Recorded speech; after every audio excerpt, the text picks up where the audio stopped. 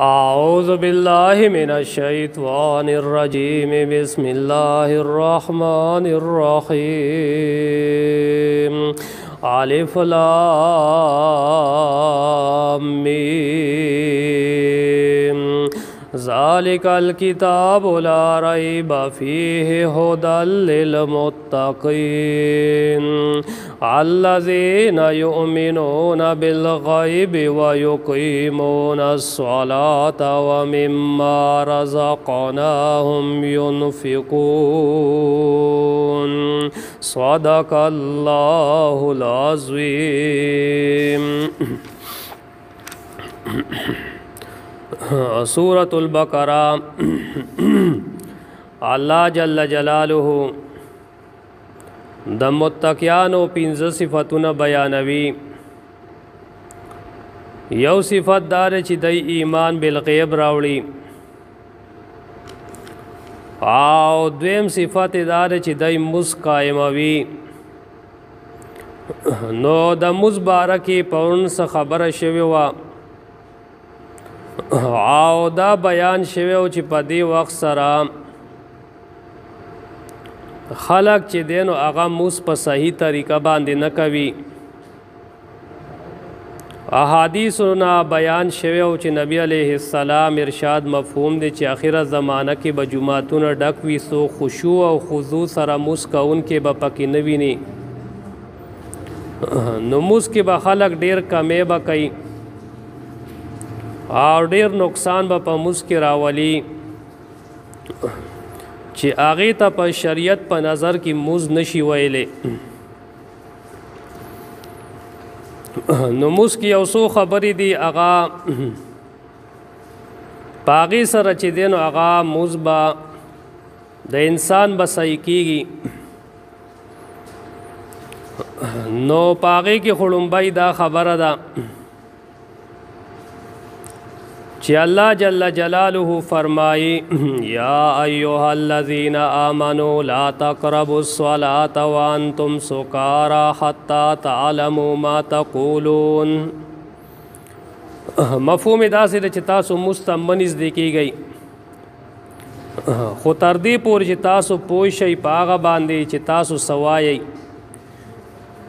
यानी मुस्तपागा हालत की नज़दीकी गई ची तासो प मुज़दे अल्फाज़ो बांधे पोही गई ची दा मुंगा पखला बांधे सवायु नो मतलब दाशो ची मुस्त कवई नो द मुज़दा अल्फाज़ दा प गगुनो बांधे औरई आओ ज़ड़ सरा देता मुतवज्जी ची तासो पदी खबर बांधे पोह शई ची मुंगा पखला बांधे सो वैले लकतप मुस्के उदरेगी नवाए अल्हम्दुलिल्लाहि रब्बिल आलमीन अर्रहमानिर्रहीम मालिकी यौमिद्दीन। चिस्ता गुना दावा और इदा कुरान पाक ते न कुरान पाक बारक अल्लाह पाक कोई चिकला कुरान पाक लुस्तले शिनो आगे तगवक की इगदई नो कतई पखपला बांधे लोले नो हम बदी तगवक की इगदी नो चित्त पदी बाने पोशी चेरा मा पखपला खला बाने सो वैले और मा दखलीन साल फाजिस दकल उस्तला नो दगा टेम के बदा मुज बताला फ़ायदा दर कई दा बद कुरान द तालीम मुताबिक शी चित प मुस की पखपलो अल्फाज बाने पोह शी ची मा दा ओवेल औ कदा हालत नवी नो गोया चित नशकी यौ नशाई सड़े ची देनो आगा पदी न पोईगी ची मा दखलीन साल फाज उस्तला नु ची दमुस पा अल्फाज बाने न पोएगी नो गोया ची त नशाई और तप नशा के वलाड़ी सुबहान रब्बी अल अज़ीम ची पदीम त पोशी ची यार मा दखलीन साल फाजुएल मतलब सदे सुबहान रब्बी अल आला ची पदीम त पोशी ची यार मा पखला बाने साल फाजुएल वाय मसा यौ तालीम दाश द्वेम तालीम अल्लाह जल्ल जलालुहु द क़ियाम बारक फरमाई वक़ूमू लिल्लाहि क़ानितीन उधरी गई अल्लाह ताबेदारी का उनकी नुतच कल पमांजा के वलाड़े क़ियाम दा फ़र्ज़ दे नुदी सरबत पजान की दा खबर रावली चीज़ दा अल्लाह अहकामात تو تابعداري اختیارون کې امد الله چې سا احکامات یې غټول زمانم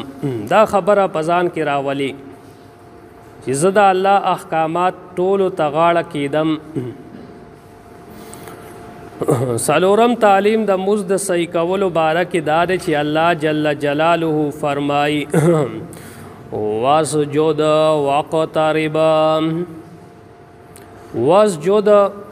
واقترب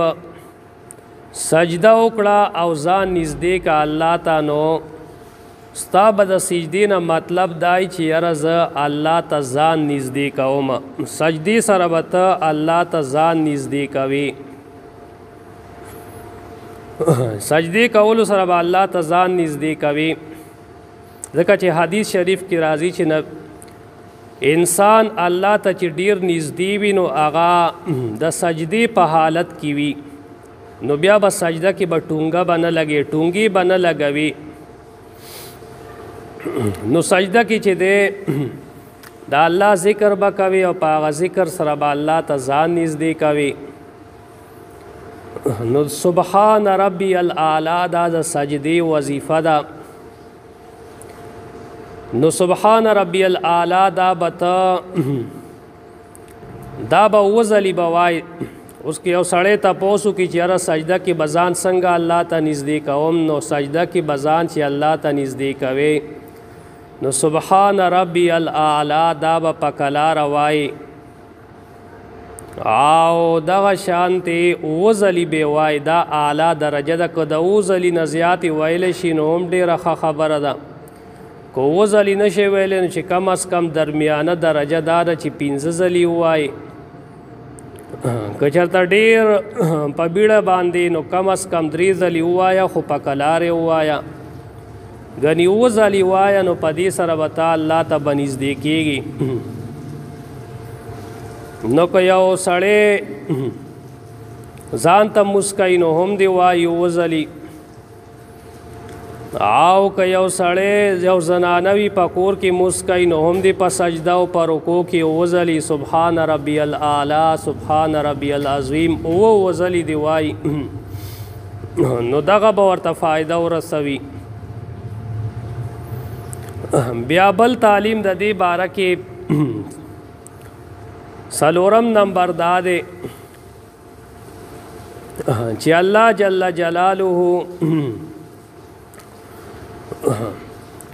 د موز نه چې دی نو هغه د الله یاد کول دي. لکه موسی علیه السلام ته الله پاک فرمایي واقم الصلاة لذکری او قائم کا موز پار د یاد زما. چې مسترازی نو تب دې د پار راضی چې یاره زه الله ذکر کوم د الله یاد کوم د الله یاد د پاره د الله ذکر کولو د پاره زه مسترازم. نو دې موز نه به مراد ستا رواج ادا کول بنوي چې ته رواج ادا کوي او راشي جمعه ته وښکته بره شي نه بلکې ته چې راځې نو دې دپاره به راځې چې زه د الله ذکر کوم د موز په حالت کې د ولاړې د رکوع او د سجدې په حالت کې د الله جل جلاله ذکر کوم. نو موز نه مراد د الله ذکر کول. نو انسان چې په موز کې د یو څو د دې خبرو خیال ساتي نو د موز به صحیح به وي. بل ړه فارغوله لکه الله جل جلاله فرمایي واستعینوا بالصبر والصلاة امداد حاصل کوي او په صبر او په مانځ سره وانها لکبیرة الا علی الخاشعین او بیشک دا کار ډیر ګران دی مگر په عاجزي کوونکو باندې.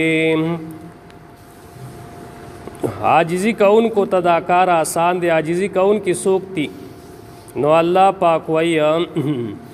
الذین یظنون انهم ملاقو ربهم وانهم الیه راجعون. هغه کسان چې هغه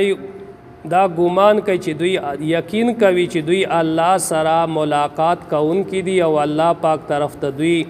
واپس کیدون کی دی دا الله ذکر طرف ته نموز کی چین بیا باړه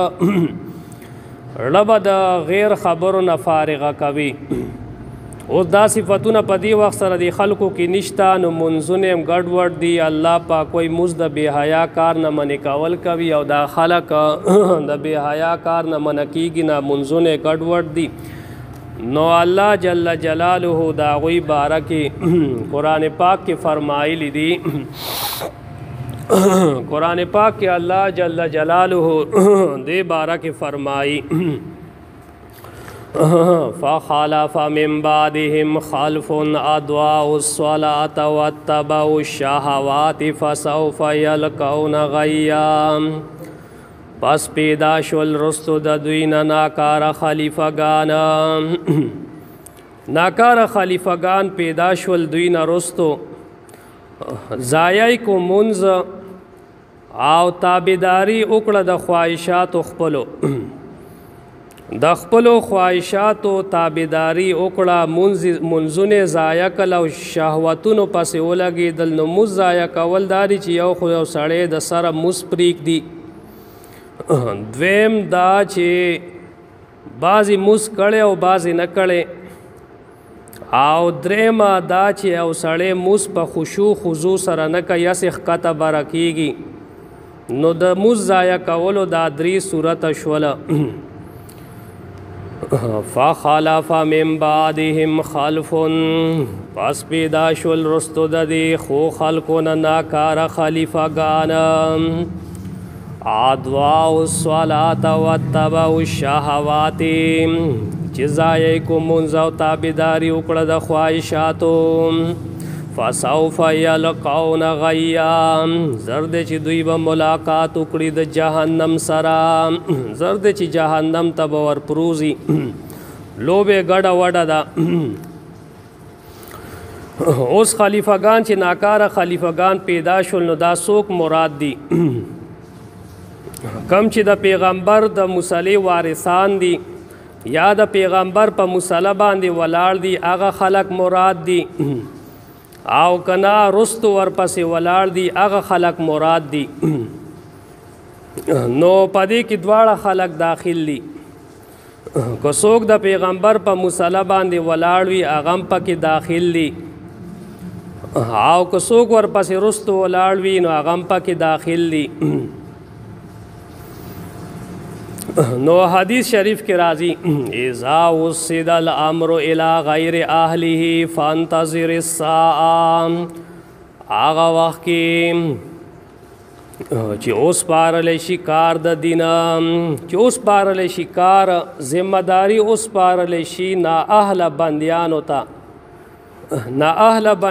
ته ذمہ داریان اوس پارل شي نو بیا د قیامت انتظار کوا د قیامت انتظار بیا کوا چې نا اهل خلقو ته ذمہ داریانی د دین وی او که د دین نه علاوه وي اوس پارل شي نو که د پیغمبر په مصلی باندې ولاړ وي هغه هم پکې نا اهل وي او که رستو ولاړ وي نو هغه هم نا اهل وي او که یو سړی وایي زه اهل یم نو دا خو ډېره ښه خبره ده په دې باندې خو به خوشحالېدل غواړي چې یو سړی اهل وي د یو کار نو په دې خو به مونږ ډېر خوشحاله شو خو نه اهل خلک ډېر دی لکه دلته یو کلي کې هغه چېرته باره نه راغلی او د جومات امامتي کوله زمونږ دې کلي سره خوا کې کلی دی نو هغه ولګېدلو نو یو واده کړې ښځه یې وتښتوله دلته کې یو بل هغه د ترجمې وغیره به کولې د بال بچ خاوندو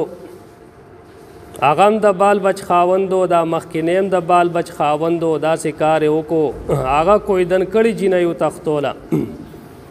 نو که د دې خلکو دا منځونه صحیح وي نو د الله وینا به صحیح وه چې ان الصلاة تنهى عن الفحشاء والمنکر نو مونږ وو چې دا خلک منځونه صحیح نه کوي نو د پیغمبر په مصلو باندې پیغمبر په مصلا هغه نه اهل خلق ولاړ وي ورپسې رستم نا اهل خلق ولاړ وي نو کار چې دی نو هغه د مسلمانانو ټول ګډوډ دی ټول کار چې دی نو هغه ګډوډ دی نو هر ځای کې چې دی نو هغه بګاړ دی هر ځای کې هر معامله کې بګاړ دی په دې وجه باندې چې په موس کې بګاړ دی نو په هر یو معامله کې بګاړ دی که موس صحیح راووتلو نو د خلکو عملونه به ټول صحیح به راوځي دلته کې یو کس نو هغه د قرآن مجید ترجمه په جماعت کې کېدل نو د هغه امام یې ولګېدل نو ترجمه یې بنده کا نو هغه سړی چې دی نو هغه هم په موس کې ډېر غلاګر دی نو د هغه مقتدیان هم غلاګران دي مقتدیان هم غلاګر دي هغه دیګونه پخشي نو مونږه د ماسخوتن موز له ودرېدلو او وروستو ډزار دی نو خدای خبر چې هغه بالټي لغونتې وریجې خوړلی شوي و هغه پاتې نو هغه مقتدیان مونږ په موز ولاړ وي او وروره ای دیګونه نه بالټي ډک کړي دي او ټول دیګونه خالی کړي مونږ اعلان وکړو چې ایثار شي اکرام شوی دی نو یاره ریجې میجې ختمې دي نو هغه ټول نو هغه امام چې غلی نو مقتدیان هم ورپسې غلاګر وي مقتدیان هم غلان وي نو الله جل جلاله فرمای یوم ندعو کل اناس بامامهم په هغه ورځ باندې چې راوببلو مونږه ټول خلک د هغوی د امام په نامه باندې نو په دې کې یو قول دا دی چې د وخت هغه امام مراد دی چې د کم وخت امام وي نو د هغه وخت د امام په نامه به رابللی به شي چې راپاسئ د پلانکي مقتدیان را میدان لشئ نو د منځونو حالت چې دی نو هغه ګډوډ دی الله پاک د پرهیزګارو خلکو منځونه چې دی نو هغه بیانوي اوس یو سړی وایي چې یاره داسې کسا اوس د دې حل څه دی چې یو سړی دا وایي چې یاره د جومات موږ نه چې څوک مخکې ولاړ دی نو هغه موز ګډوډ دی څه چل به کوو نو چل دا کوئ چې دا د کم یو سړي موز ګډوډ وي نو راځئ او د امام نه مخکې خپل موز کوئ په صحیح طریقه باندې چې کومه طریقه موږ تاسو له بیان کا بیا امام پسې چې دی نو هغه تاسو په نفلو کې نیت تړلی شئ لومبی به خپل موز وکړې نو بیا به په نفلو کې امام پسې نیت وتړئ نو تا به خپل موز صحیح طریقه باندې کړی که بالفرض د امام موز ګډوډ وي لکه مونږ د امامانو مثال دله درکه چې داسې امامان هم دی په دې وخت سره چې رواني کوي نو ستا موز به صحیح طریقه باندې وشي که د امام موز کې د څه ګډوډوالی راغلی نو تا به خپل موز صحیح کړی وي نو دا طریقه باندې چې موز کې پنځه منځونه دي نو پنځه منځونه به ځان له به مو کې او امام پسې به مو کې او امام پسې کول درته ځکه بهتر دی جومات کې کول درته ځان له کې او که امام پسې کې دا دله بهتر ځکه دی چې دلته کې سجده کوونکي او رکوع کوونکي خلک وي نو د شیطان اثر به در باندې کم وي د شیطان اثر به در باندې کم وي نو موز به د صحیح طریقه باندې کیږي واخر دعوانا الحمد لله رب العالمین